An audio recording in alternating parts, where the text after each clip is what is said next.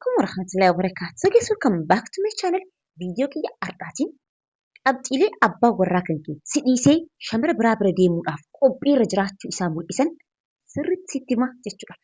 Sanirra garuu akkuma yeroo hunda isiniin jedhu viidiyoon kun shamarran hedduu bira akka gahuu fi irraa baratuu akka danda'an gochuudhaan eegala.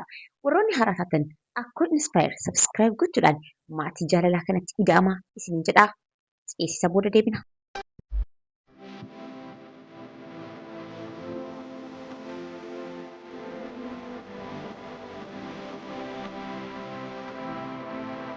Shamarri takka nama cinaa qaama kiyyaati, abbaa warraa kiyyaati jettee gaa'ela waliin ijaarattee ilmaan hortee fi waliin jiraataa jirtu tokkoon ganamuu caala wanti isii dhukkubsu jiru.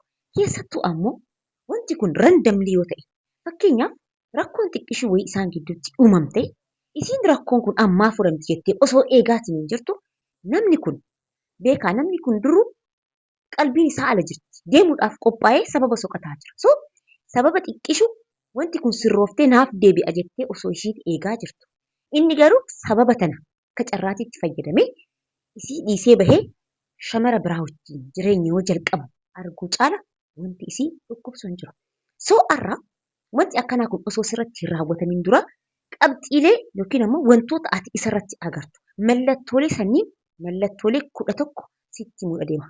Qabxiin tokkoffaan abbaa warraa kan kee si dhiisee shamara biraa bira deemuudhaaf qophii irra jiraachuu isaa mul'isu namoota yookiin ammoo shamarran naannoo kan kee jiran wajjin hariiroo daangaa darbe qabaachuu.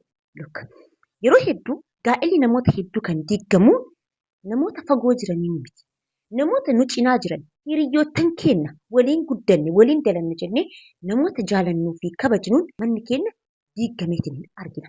Abbaa warraa kan kee hiriyyaa tantee kan shamaraa tasi cinaa jirtu or nama bakka dalagaatitti waliin dalaguun shamarran akkasii wajjin hariiroo daangaa qabaate beeki. An kana yoo jedhu namoota wajjin abbaa warraa kan kee hariiroo akka hin qabaanne jechuun hin jiru. Garuu hariiroon hundinuu daangaa qaba. Ati akka haadha manaatitti wanti tiriit ittiin godhamuu qabdu jira. Isaanis ammoo akka hiriyyummaatitti wanti tiriit ittiin godhamuu qaban jira. Garuu wanti kun daangaa darbee mallattoolee tokko tokko argaa jirta taanaan maaliif jettee of gaafachuun dirqama. Kanaaf akka ta'u seenaa bareedduu akkasiif haa himu.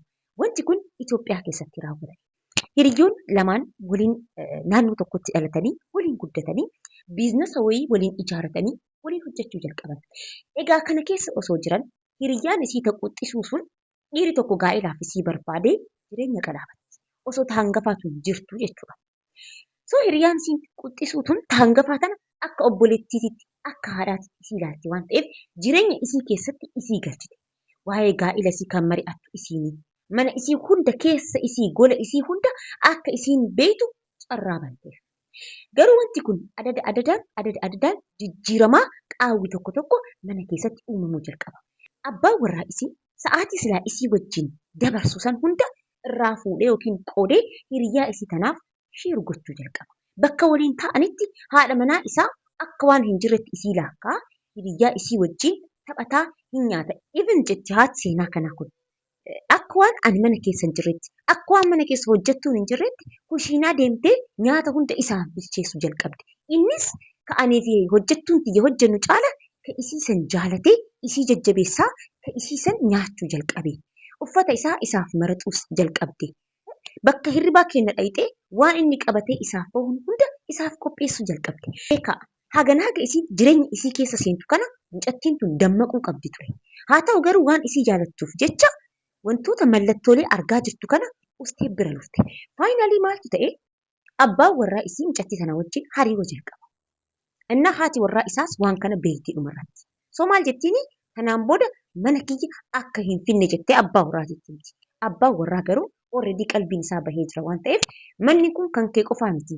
Kiyyas kanaafuu yoo an affeereen dhufuu dandeetti jedhee halkan tokko manatti isii affeere.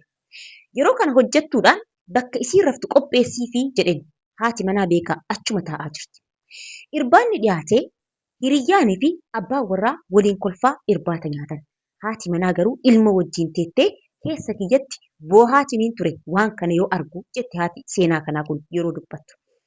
Xumura irratti erga nyaataniin booda bakka hirribaa qopheessiif jedhamee sarraatanyaan yookiin hojjettuun mana keessa jirtu bakka hirribaa san isii qopheessuudhaaf deemti.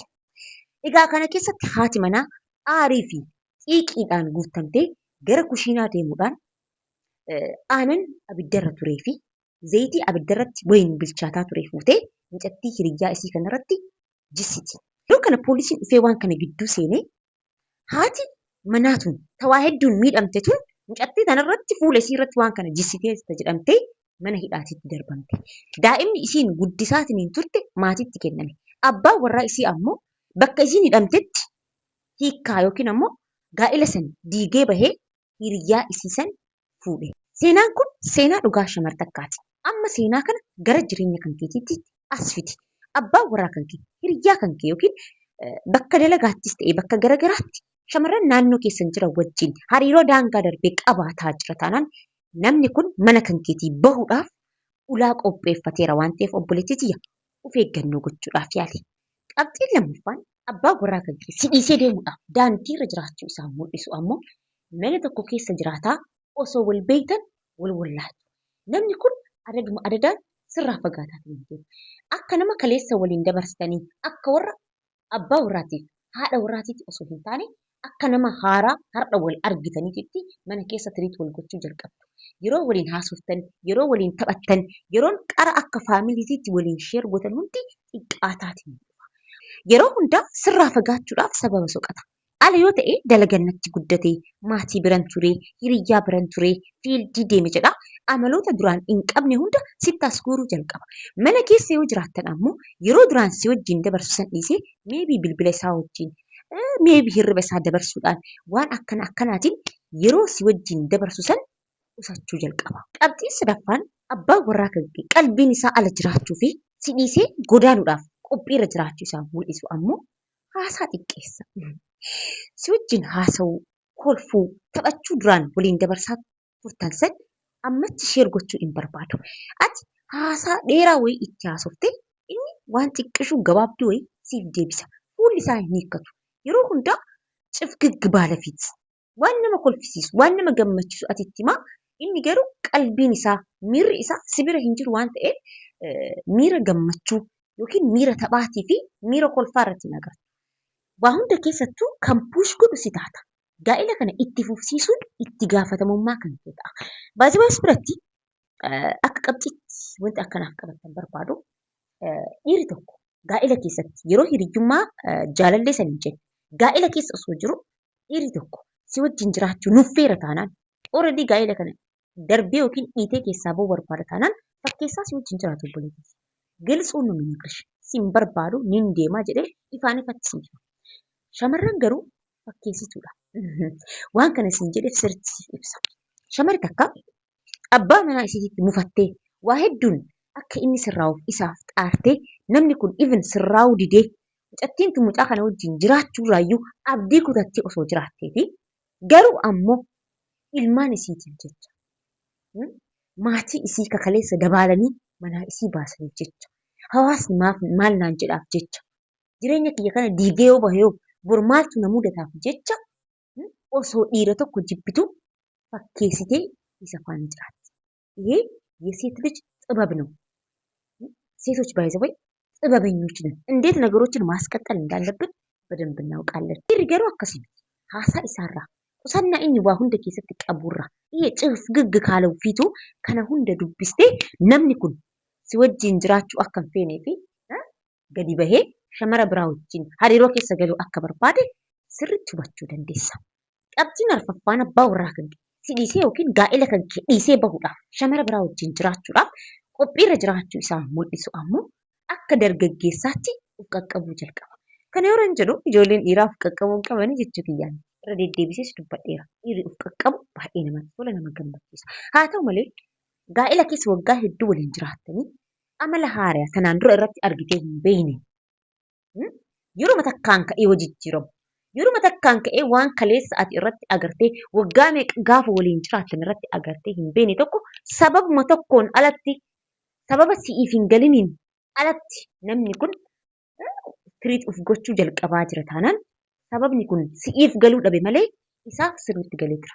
Gartee akkuma kaleessa gaafa sitti dhiyaatu san lamircaa qasqasaa gisee of qaqqabaa turetti har'as ammoo shamara haarawatti dhiyaataa jira waan ta'eef isiidhaaf of qaqqabuun of sirreessuun nama perfect ta'ee fudhachuudhaaf yaaluun dirqama waan ta'eef namni kun gaa'ela keessa osoo waliin jirtu tasuma sababa tokko malee ka'ee akka dargaggeessaatti tiriixuuf gochuudhaaf yaalaa jira taanaan obboleettii ammas namni kun miila isaa jireenya kan kee keessaa baafataa jira.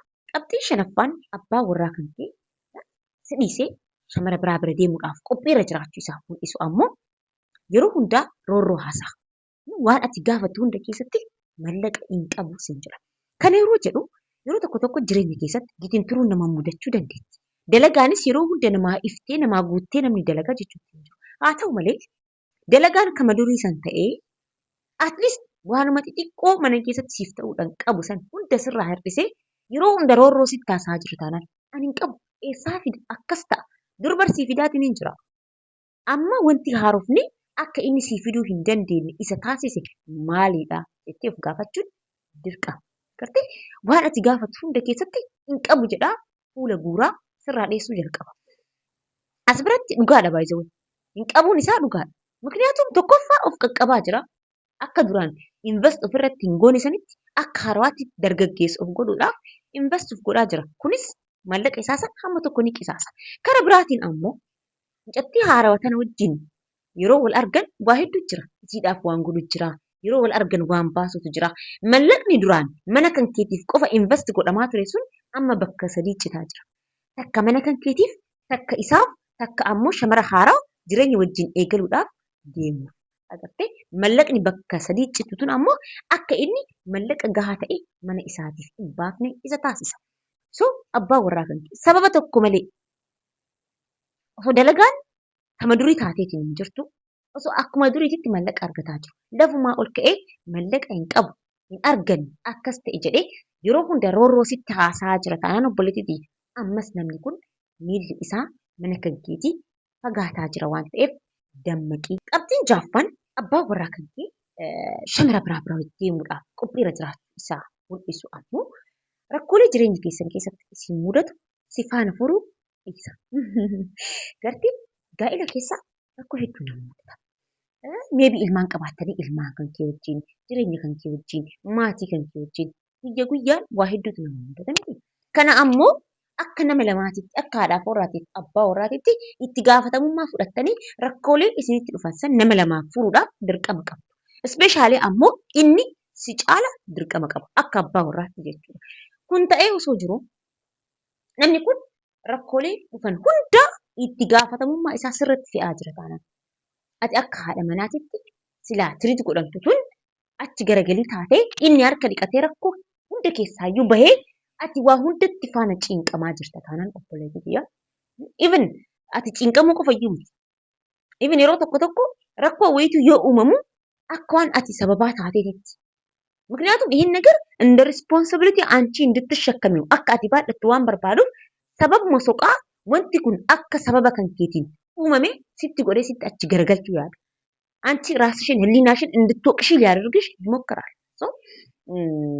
itti gaafatamummaa jireenya keessanii si faana dhiibuudhaaf namni kun hayyamamaa ta'uu dhiisee hojja kan kee waa hunda dhiibaa jirta taanaan obboleettii.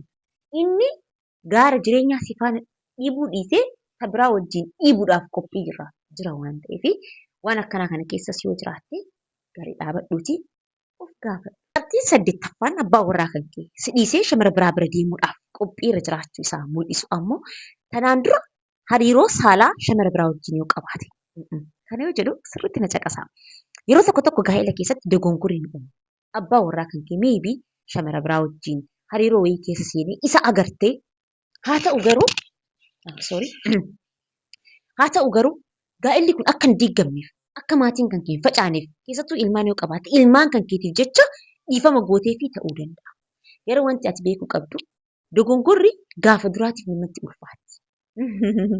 Hattuun gaafa waa hatuudha deemu gaafa duraa sodaata. Achi booda wanti hin fakkaatu. እንዲሁም እንደ ኤክስፒሪየንስ ነው የሚሆነው እና akka ኤክስፒሪየንሲቲtti akka muuxannootitti fudhatamaa beeki namni gaafa takka waan kan tokko jalqabeetiin hin jedhe achi booda jiru sanniin muuxannoo ta'uuf. So namni kun jireenya isaa keessatti harka tokko dogongoree jira yoo ta'e ሁል ጊዜ ንቁ ሆነሽ ልትከታተዩ ይገባል። በአይነ ቁራኛ ልታዩ ይገባል።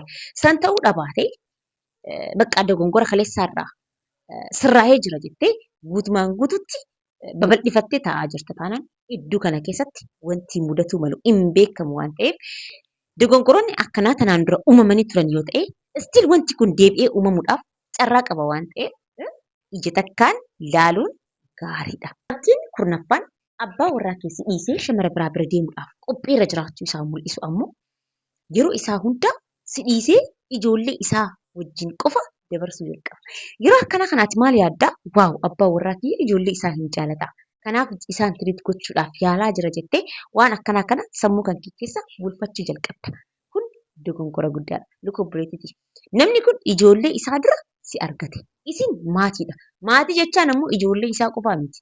Atis you are the part of the family. Indoo main family keessaa isin duraa isin hangafti siidha.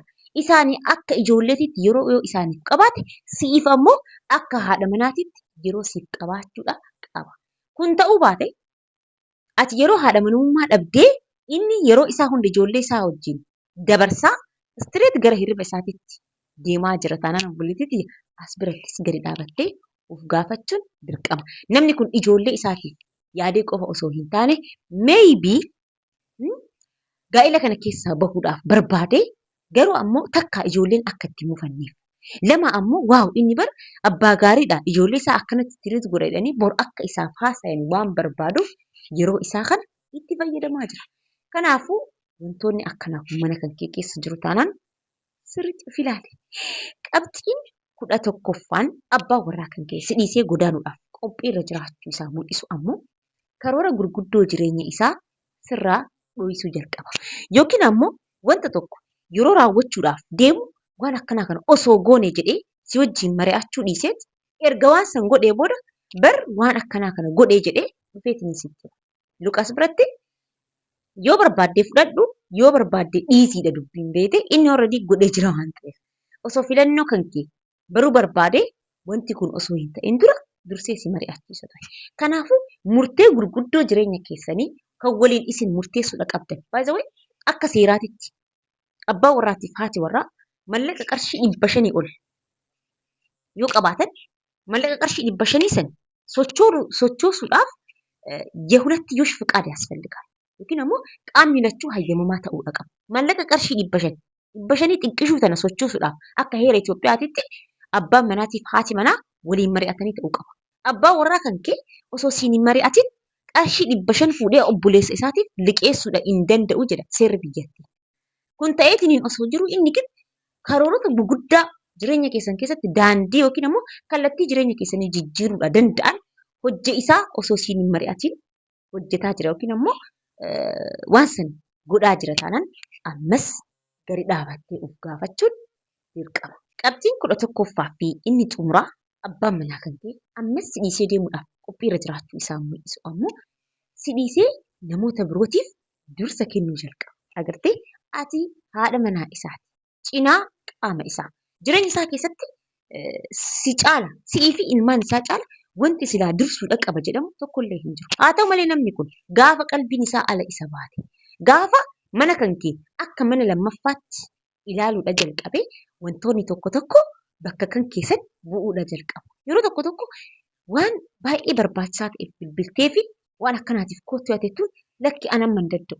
Hiriyoottan kiyyaaf waan akkanaa godhaa jira. Yookiin ammoo lakki anamma hin danda'u. Bakka akkanaatitti waan akkanaarra jira siin jira. Ati bar waan lubbuutiif isaa bilbilaa jirta. Garuu waan lubbuudhaaf si barbaachisan caala kan inni achitti godhaa sun caaleetiin hin argamu. Atteenshinii silaa si'ii fi maatii kan keetiif kennuudha qabu namoota birootiif hataa jira yookiin ammoo sheer godhaa jira taanaan ammas abbaa warraa kan kee gadi bahuudhaaf miila qopheeffataa jira waan ta'eef of gaafachuu fi of qopheessuun dirqama.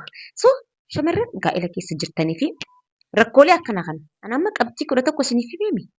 Kana keessaa at least qabxiilee 8 argaa jirti taanaan obboleettiitiyya. Namni kun deemuudhaaf of qopheessaa jira.